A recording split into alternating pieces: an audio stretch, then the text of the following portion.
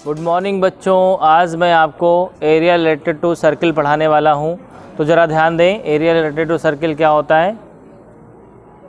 देखें ज़रा, मतलब आपको एरिया निकालना है, वो भी किससे रिलेटेड होना चाहिए? सर्किल से। मतलब आज का टॉपिक अपना क्या है?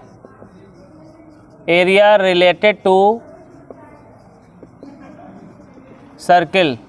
ठीक है, तो आपको सर्किल के बारे में थोड़ी बहुत जानकारी होनी चाहिए। सर्किल देखो क्या होता है बेटा, एक वक्राकार ये कर्व के शेप का क्या होता है? एक पाथ होता है जिसका एक सेंटर होता है और बहुत सेंटर से अगर सरकमफेरेंस को, इसे सरकमफेरेंस कहते हैं। सरकमफेरेंस कहते हैं, सेंटर से सरकमफेरेंस को अगर छुआया, मतलब खींचा जाए एक रेखाखंड ऐसा, या एक लाइन सेगमेंट ऐसा खींचा जाए जो सेंटर से सरकमफेरेंस को टच करे, तो उसे हम लोग क्या बोलते हैं? रेडियस। और रेडियस जिस तरह से इधर भी ऐसे खींच सकते हैं तो एक ये भी रेडियस हो जाएगी, तो इसे क्या बोलेंगे? डायमीटर। और डायमीटर यहाँ से साफ साफ पता चल रहा है, डायमीटर जो है वो डबल रेडियस के बराबर होता है। डायमीटर किसके इक्वल होता है? 2 रेडियस के बराबर होता है। अब ज़रा गौर करें, तो आज का टॉपिक है हमारा एरिया रिलेटेड टू सर्किल। मतलब एरिया से संबंधित हमें बहुत सारी चीज़ें यहाँ पे सीखनी। तो मेरी बात ध्यान से सुने। सर्किल के में एक सेंटर से 2 रेडियस ऐसे जा रही हूँ इस तरह से, तो इस तरह से सर्किल के 2 पार्ट कर रही हूँ, जिनको हम लोग क्या नाम देते हैं? त्रिज्यखंड। क्या नाम देते हैं? इसको त्रिज्यखंड कहते हैं, और इंग्लिश में इसे बोलते हैं सेक्टर। क्या बोलते हैं? सेक्टर। अब देखिए, इन दोनों त्रिज्याओं ने क्या किया? इस सर्किल के 2 पार्ट किए। एक ये छोटा पार्ट है और एक ये बड़ा पार्ट है। जो छोटा पार्ट होता है उसको बोलते हैं माइनर सेक्टर। क्या बोलते हैं? Minor sector. और जो ये बड़ा पार्ट है इसको क्या बोलते हैं? Major sector. इसी को हम लोग हिंदी में क्या बोलते हैं? हिंदी में इसको कहेंगे लघु त्रिज्यखंड। क्या कहेंगे? लघु त्रिज्यखंड।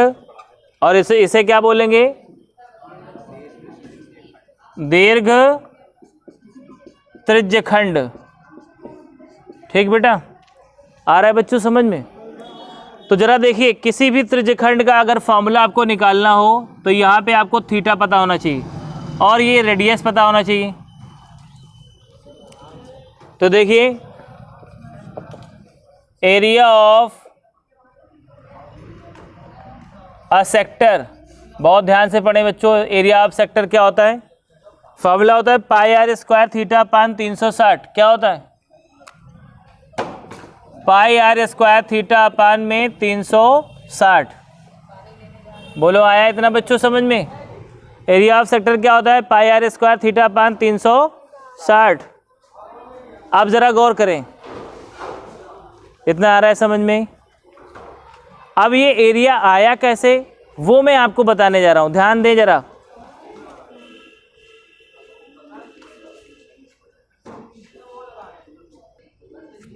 तो देखते हैं बेटा, तो एरिया ऑफ सेक्टर क्या होता है? पाई आर स्क्वायर थीटा अपान 300। ये आपको फॉर्मूला पहला याद रखना है। एरिया ऑफ सेक्टर क्या होता है? पाई आर स्क्वायर थीटा अपान 300, जहाँ थीटा कहाँ पे बनता है? दोनों रेडियस के बीच में। ठीक है, ये माइनर सेक्टर मेजर सेक्टर किसी का भी फॉर्मूला हो सकता है। बस आपको क्या है कि माइनर में माइनर का थीटा पता होना चाहिए और मेजर में मेजर वाला एंगल पता होना चाहिए। बस समझ में आ रही बात कि नहीं? आप ज़रा गौर करें।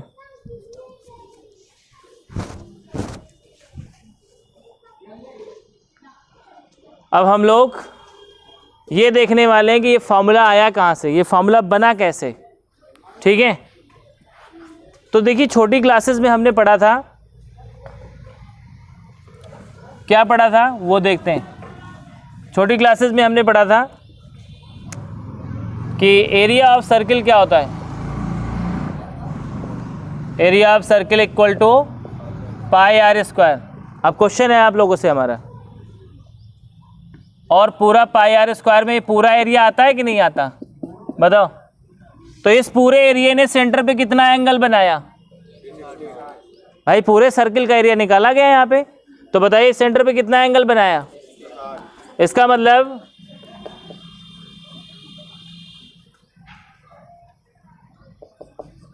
द एरिया ऑफ 360 एंगल, देखें जरा, the area of 360 angle is कितना, is equal to pi r square. क्यों भाई, पूरे 360 डिग्री का जो एंगल है वो क्या है, वो एरिया है, वो क्या है, पाई आर स्क्वायर। तो अब यहाँ पे लिखें, निकालेंगे the area of 1 degree equal to क्या होगा, पाई आर स्क्वायर अपान 360, होगा कि नहीं। अब यहाँ पे निकालेंगे the area of theta degree, तो क्या हो जाएगा 1 डिग्री का इतना, तो थीटा डिग्री क्या होगा, थीटा का मल्टीप्लिकेशन हो जाएगा। तो बताएं एरिया क्या निकल के आएगा, पाई आर स्क्वायर थीटा अपान 360। कितने बच्चों को आया समझ में ये। तो ये क्या निकालने का फॉर्मूला है, एरिया ऑफ सेक्टर। सेक्टर क्या होता है, दो त्रिज्याओं के बीच में कटा हुआ हिस्सा, ठीक है ना, उसका एरिया निकालने का ये फॉर्मूला होता है। बच्चों ये फॉर्मूला बहुत ही इंपॉर्टेंट है, याद रखें इसको। ए बराबर पाई आर स्क्वायर थीटा अपान में 360 लिखते हैं, ठीक है। अब जरा गौर करें,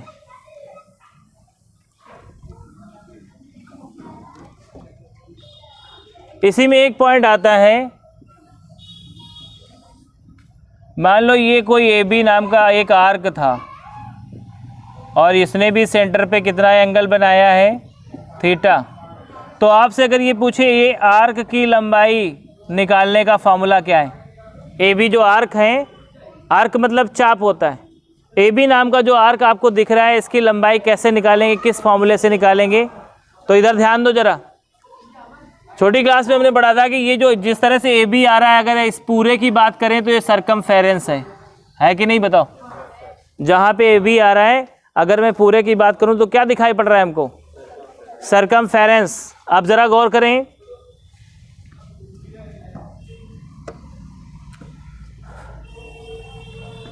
तो इसका मतलब ये हुआ द एरिया नहीं, the arc of 360 angle equal to क्या, 2 पाई आर होगा, बताओ। 2 पाई आर पूरी सरकमफेरेंस होती, और पूरी सरकमफेरेंस ने सेंटर पे कितने का एंगल बनाया, बोलो कितने का बनाया, 360 का। तो अब यहाँ पे साफ साफ बात समझ में आ रही है कि 360 के एंगल द्वारा जो चाप चला गया, इसमें चाप तय किया गया, वो कितना था, आर्क कितना था, 2 पाई आर के बराबर। तो अब मैंने कहा कि द आर्क ऑफ 1 डिग्री कितना होगा, तो तुमने बोला 2 पाई आर अपान 360 कर दीजिए। अब हमने कहा एंगल कितना दिया हुआ है, तो लिखेंगे the length of arc of theta degree, कितने डिग्री, तो क्या हो जाएगा भाई, 2 पाई आर थीटा अपान कितना हो जाएगा, 360। नहीं आया समझ में। तो इस तरह से तुम्हारा ये क्या निकल के आ गया, आर्क की लेंथ का फॉर्मूला। अब इसमें देखो 2 से कट जाता है तो 2 से इसको काट सकते हैं, कितना आ जाएगा, तो लेंथ ऑफ आर्क अगर निकालेंगे तो क्या निकलेगा, पाई आर थीटा अपान 180 भी लिख सकते हैं, और अगर ऐसे ना याद रहे तो 2 पाई आर थीटा अपान 360 कह सकते हैं, 2 पाई आर थीटा अपान 360 कह सकते हैं। नहीं आ रहा है समझ में। तो अभी मैंने आपको 2 फॉर्मूले बताए, area of sector and length of arc, ठीक है। दोबारा एक बार समझ ले पूरा अच्छी तरह से।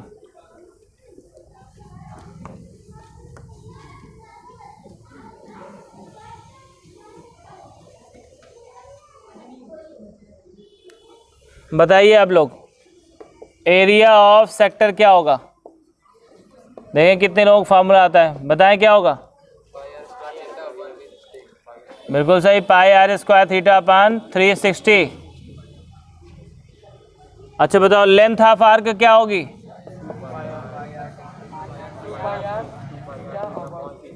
To pi r theta upon 360, या फिर क्या लिख सकते हैं, पाई आर थीटा अपान 180। ये दोनों फॉर्मूले बहुत इंपॉर्टेंट हैं, ठीक है। अब अगला टॉपिक इसमें आता है, अब वो टॉपिक समझ लें। अगला टॉपिक आता है इसमें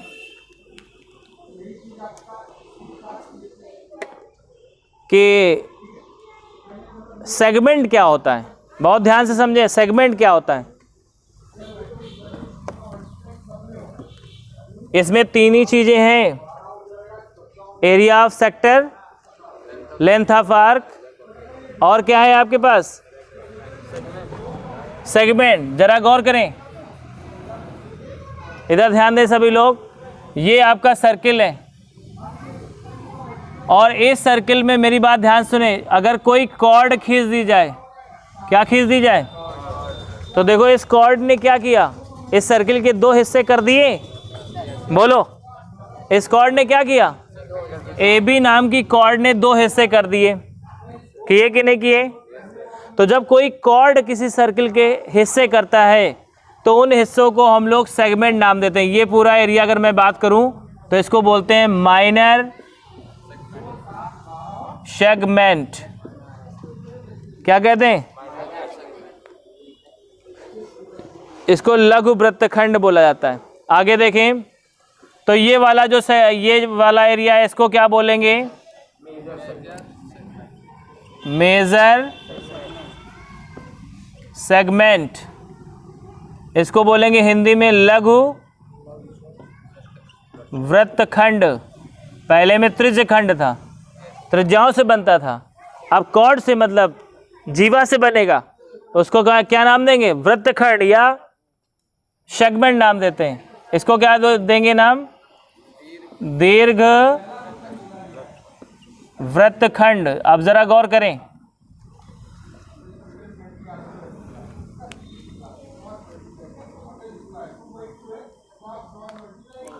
अब क्वेश्चन आया कि ये एरिया कैसे निकालेंगे। देखें जरा, अब क्वेश्चन आया कि ये माइनर सेगमेंट और मेजर सेगमेंट के एरिया कैसे निकालेंगे। तो वो ज़रा ध्यान से देखें। ये मैंने एक सर्किल बनाया और देखें ज़रा, ये दो पॉइंट मैंने लिए थे ए और बी, और ये इसका सेंटर था। सेंटर को हमने ऐसे मिलाया, ऐसे मिलाया। क्या ये हमारा सेगमेंट है? सेगमेंट होने के लिए आपको इसको मिलाना पड़ेगा, तो ये आपका सेगमेंट होगा। होगा कि नहीं होगा? जिसको मैंने डेट डैश करके दिखाया है, ये सेगमेंट होगा। अब सेगमेंट बताओ, ये सेगमेंट है तो इसका एरिया कैसे निकले, तो वो दिमाग लगाएं जरा। तो हम देखो निकालेंगे एरिया ऑफ सेगमेंट, इसका नाम ए एम बी रख लो, ए एम बी, यहाँ पे एम पॉइंट मान लो बीच में। Area of segment A M B क्या लिखेंगे यहाँ पे, area of segment A M B equal to area of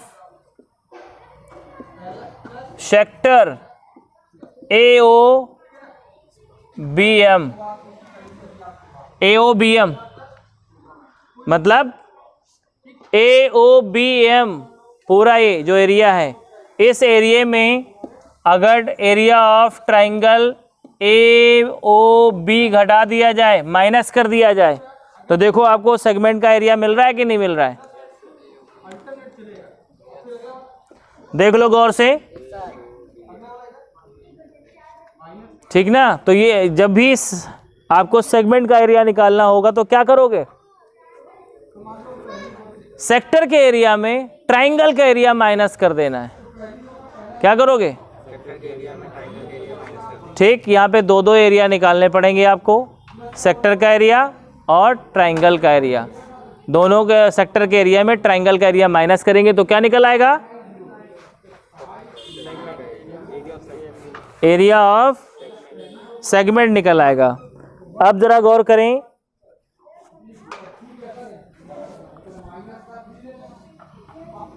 अब क्वेश्चन आया कि चलो ठीक है निकाल लेंगे बड़ी आसानी के साथ, लेकिन एक समस्या आएगी तुम्हारे सामने, ट्राइंगल का एरिया निकालने में बड़ा दिक्कत आएगी। तो कुछ बातें मैं आपको बता रहा हूँ जिससे कि बड़ी आसानी से ट्राइंगल का एरिया निकल जाएगा।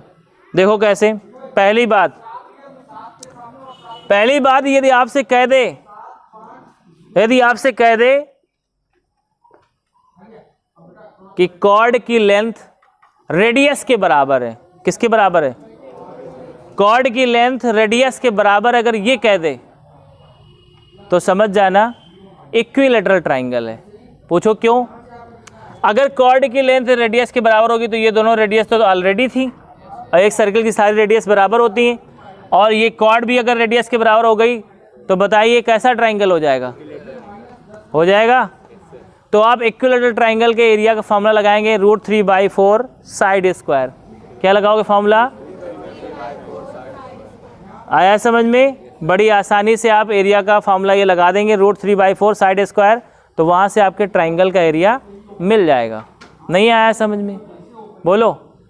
दूसरी बात, ये बहुत इंपॉर्टेंट बातें हैं, बच्चे क्या करते हैं ट्राइंगल का एरिया नहीं निकाल पाते, उसको आप समझे। दूसरी बात, अगर आपसे ये कह दे कि कॉर्ड द्वारा सेंटर पे बनाया गया एंगल 60 डिग्री है, कितना है? तो भी आप समझ जाना, मतलब थीटा की वैल्यू यहाँ पे, इस थीटा की वैल्यू अगर 60 आ जाए तो आप समझ जाना ये इक्विलैटरल ट्राइंगल है। कौन सा फॉर्मूला लगाओगे? √3/4 साइड स्क्वायर। साइड में आपकी रेडियस और कॉर्ड दोनों इक्वल लेंथ की होंगी। फिर जब इक्विलैटरल ट्राइंगल होगी तो कॉर्ड और रेडियस दोनों की लेंथ क्या होगी? सेम होगी। तो इस तरह से आप ट्राइंगल का एरिया निकाल लोगे। मतलब दो क्लू मैंने बताए। पहला क्लू क्या था? अगर कहते कॉर्ड जो है उसकी लेंथ रेडियस की लेंथ के बराबर है, तब भी आप समझना ट्राइंगल कैसा है? इक्विलैटरल ट्राइंगल है, ठीक है ना। और अगर आपको सेंटर का एंगल 90 मिल जाए, क्या मिल जाए? 90 मिल जाए, तो फिर ये तो कौन सा ट्राइंगल हो गया? Right angle triangle. ये बेस, ये हाइट हो जाएगी। तो एरिया ऑफ ट्राइंगल कैसे लगाओगे? 1/2 बेस इंटू हाइट। दोबारा मेरी बात समझो, अगर यहाँ पे AB द्वारा सेंटर पे बनाया गया एंगल 90 हो, कितना हो? तो 90 का मतलब हुआ कि ये राइट एंगल ट्राइंगल हो गया। तो जहाँ पे 90 बनता है, ध्यान से सुनिए इधर, जहाँ पे 90 बनता है एक बेस होता है और दूसरा हाइट। और क्या एरिया का फॉर्मूला लगाते हैं? 1/2 बेस इंटू हाइट। कर पाओगे? तो ऐसे ही आप दिमाग लगा के सारे क्वेश्चंस को सॉल्व करेंगे, ठीक है।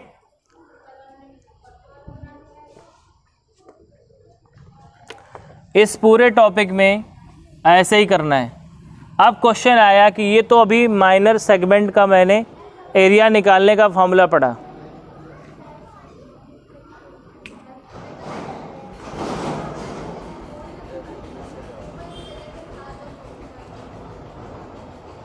देखें जरा, तुमने अभी माइनर सेगमेंट का फॉर्मूला पढ़ा। अब मैं तुम्हें बताने वाला हूं कि मेजर सेगमेंट का फॉर्मूला कैसे निकालेंगे, मेजर सेगमेंट का एरिया कैसे निकालेंगे, ये आप लोग खुद बताओगे मुझे। मैंने आपके सामने यहाँ पे एक बनाया, ऐसे सेंटर बना दिया। मैंने कहा आपको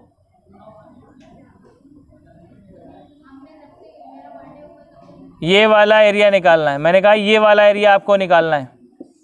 ऐसे बताओ, इसमें मेजर सेगमेंट यही तो है जो ऊपर वाला है, जिसको मैं डार्क कर रहा हूं। अब देखें जरा कैसे निकाल सकते हो इसका एरिया। थीटा और रेडियस आपको गिवन होंगे। थीटा चाहे जैसे दे आपको देगा, वो रेडियस आपको देगा। आपसे मैंने कहा इसका एरिया निकालो, तो दो तरीके हैं। एक तरीका कैसे, भाई थीटा ईटा दिया था हमको, तो हम लोग क्या निकाल लेंगे? थीटा अगर हमें सेंटर का दिया तो हम क्या निकाल लेंगे, एरिया ऑफ माइनर सेगमेंट निकाल लेंगे पहले, और फिर पूरा सर्किल के एरिया में ये घटा देंगे माइनर वाला, क्या बचेगा भाई, पूरे सर्किल का एरिया निकाला पाई आर स्क्वायर, और उसमें माइनर वाला निकाल के घटा दिया तो नहीं आ जाएगा। एक दूसरा तरीका भी है, यहाँ पे जो थीटा दिया हो, मान लो थीटा 90 दिया था, तो आप पहले क्या करो, इस त्रिज्यखंड का एंगल निकालो इधर बड़े वाले का, ये 90 तो ये कितना हो जाएगा 270 होगा यहाँ से यहाँ तक, क्योंकि पूरा 360 होता है। तो आप क्या करो, ये एक दूसरा तरीका बता रहा हूँ, ये आप पहले क्या करो, मेजर सेक्टर का एरिया निकालो, उस मेजर सेक्टर के एरिया में इस ट्राइंगल का एरिया जोड़ दो। भाई मेजर सेक्टर कहाँ से कहाँ तक होगा, ये रेडियस से लेके पूरा ये इतना होगा, ये बोलो, और उसमें अगर ट्राइंगल का एरिया जोड़ दिया जाए तो क्या मेजर सेगमेंट नहीं बन जाएगा, बोलो। तो ऐसे मेजर सेगमेंट का हम एरिया निकाल सकते हैं, क्या कर सकते हैं, इस तरह से मेजर सेगमेंट का एरिया हम आसानी से निकाल सकते हैं, ठीक ना। तो दो वे आपको मैंने बता दिए, एक तो तरीका ये कि आप माइनर सेगमेंट का एरिया निकालें और फिर उसके पूरे सर्किल के एरिया में उस एरिया को घटा दें, एक ये तरीका। दूसरा, मेजर सेक्टर का एरिया निकाल के ट्राइंगल के एरिया उसमें जोड़ दें। तो इस तरह से बड़ी आसानी के साथ आप इसमें क्या कर सकते हैं, एरिया निकाल सकते हैं। अब इसी में आगे बढ़ते हुए आज मैं आपको एक्सरसाइज पढ़ाने वाला हूँ 12.1। 12.1 का पहला क्वेश्चन है, 12.1 का पहला क्वेश्चन देख लें। लिखा है the radii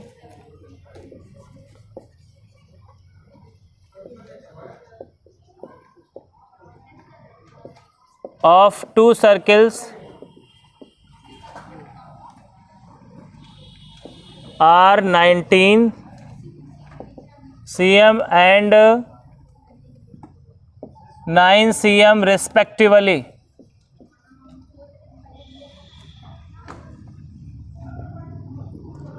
Find the radius of the circle.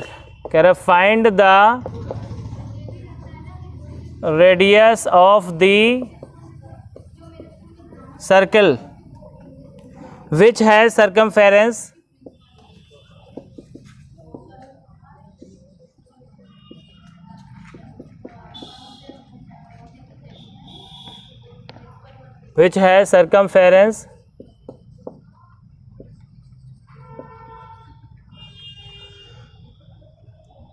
equal to the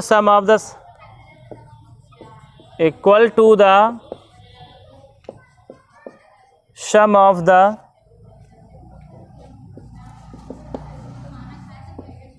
circumferences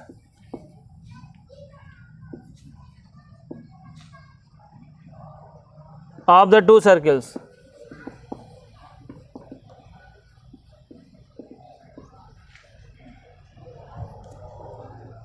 तो देखें बेटा 12.1 का ये पहला क्वेश्चन है। सभी लोग ध्यान दें।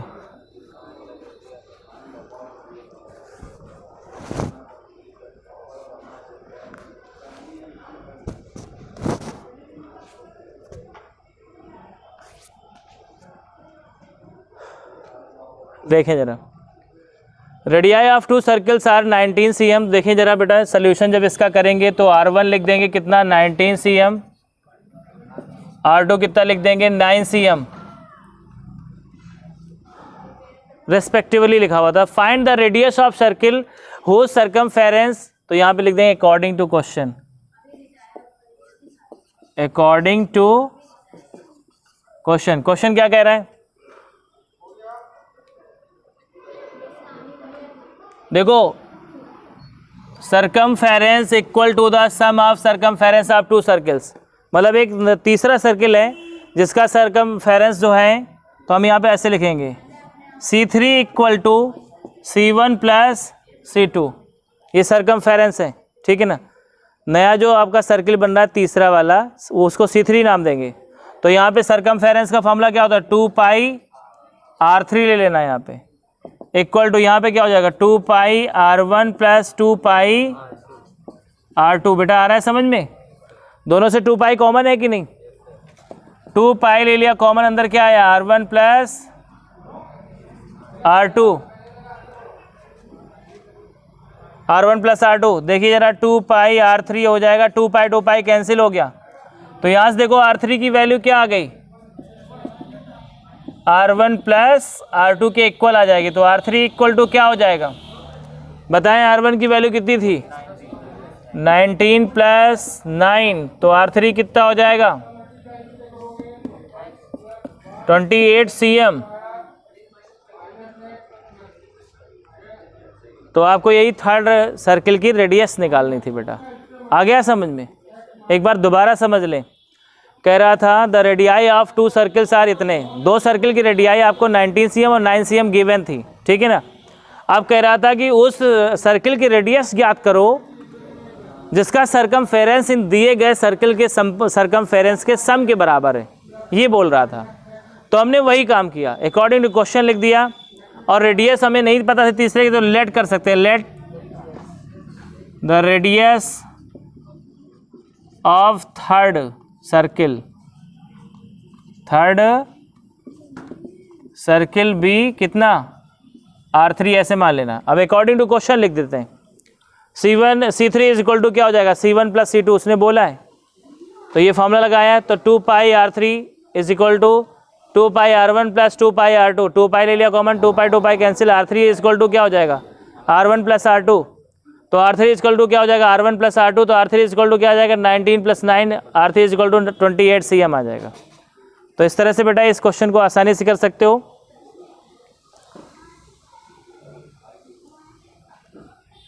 अब क्वेश्चन नंबर अगला देखते हैं, इसका बिल्कुल ऐसा ही है, देखें जरा।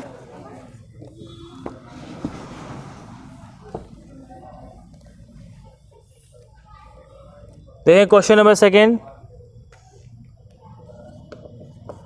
लिखा हुआ है the radii of 2 circle,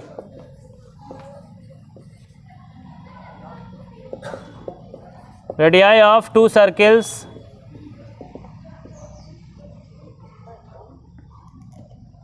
are 8 cm and 6 cm, 8 cm and 6 cm है रेस्पेक्टिवली। अब कह रहे हैं find the radius, find the radius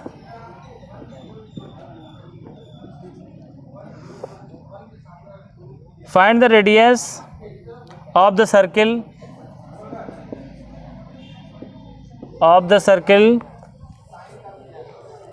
having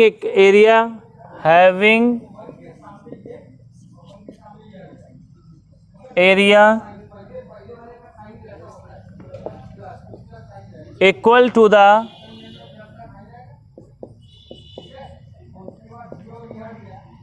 sum of area of the 2 circles।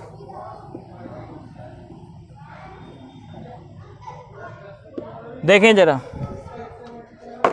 तो ये है क्वेश्चन आपका।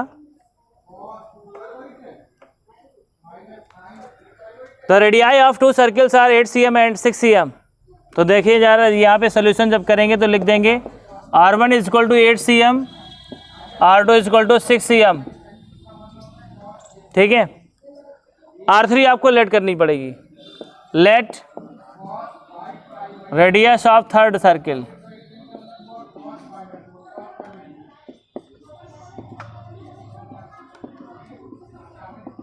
सर्किल बी कितना R3। अब अकॉर्डिंग टू क्वेश्चन देखो क्या कह रहे हैं, कह रहे find the radius of the circle having equal to the sum having area equal to the sum of area of the two circles. मतलब कह रहा है उस सर्कल की रेडियस निकालो जिसका एरिया इन दिए गए सर्कल्स के एरिया के सम के बराबर है। इसका मतलब यहाँ पे क्या लिखोगे, A3 is equal to A1 plus A2। Area को ऐसे लिखते हैं ना, तो पहले सर्कल के एरिया को A1 मान लेना, दूसरे के A2 और तीसरे क्या मानोगे A3। तो A3 इज इक्वल टू क्या हो जाएगा A1 प्लस A2। समझ में आ रहा है। अब आगे देखें, A3 की वैल्यू क्या हो जाएगा, pi R1 R3 square equal to pi R1 square plus pi R2 square. ठीक है, इन दोनों में पाई कॉमन है ना, पाई को पाई से उड़ाना है लेकिन कॉमन लेके, ताकि इनटू में लिख जाए। तो क्या होगा, पाई R3 का स्क्वायर इक्वल टू पाई ले लिया कॉमन, क्या आ जाएगा R1 square plus R2 square. अब देखिए पाई से पाई यहाँ पे काट देंगे तो क्या आ जाएगा, R3 का square equal to R1 square plus R2 square. अब जरा यहाँ पे देखें तो ये हो जाएगा R3 का स्क्वायर इक्वल टू R1 की वैल्यू कितनी थी 8 का स्क्वायर प्लस 6 का स्क्वायर। तो R3 का स्क्वायर का 8 8 जा 64 36, ये कितना हो जाएगा 100। तो ये हो जाएगा R3 का स्क्वायर। तो R3 इज इक्वल टू √100। तो R3 इज इक्वल टू क्या हो जाएगा 10। R3 की वैल्यू कितनी आ गई 10 cm। कितनी आ गई बच्चों, यही आपकी रेडियस हो गई। तो बच्चों इस वीडियो लेक्चर में इतना ही, बाकी बचे हुए क्वेश्चन आपको मैं नेक्स्ट वीडियो लेक्चर में कवर करके दूंगा। तब तक के लिए bye bye and have a nice time.